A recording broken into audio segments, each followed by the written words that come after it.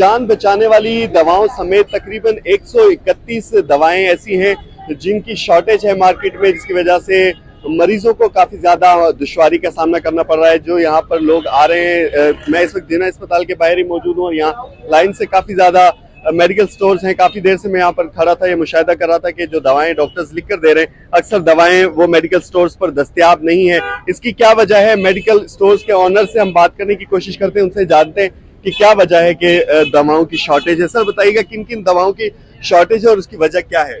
देखिए, पेनाडोल तो अभी भी शॉर्ट है, पेनाडोल शॉर्ट है, सिटी स्कैन के इंजेक्शन शॉर्ट है। यहाँ जिना के अंदर बहुत परेशानी का सामना है पब्लिक को।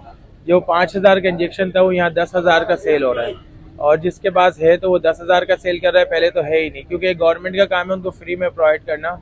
जो पेशेंट यहाँ पर आते हैं वो बेचारे यहाँ बाहर आके 10-10 हज़ार का इंजेक्शन परचेज कर रहे हैं। इसी तरह की बहुत सारी मेडिसिन जो है 150 के करीब जो है मेडिसिन शॉर्टेज है, जिसकी वजह से कंपनी के पास कोई रीजन नहीं है। कंपनी बोलती है शॉर्ट है, अभी नहीं आ रही।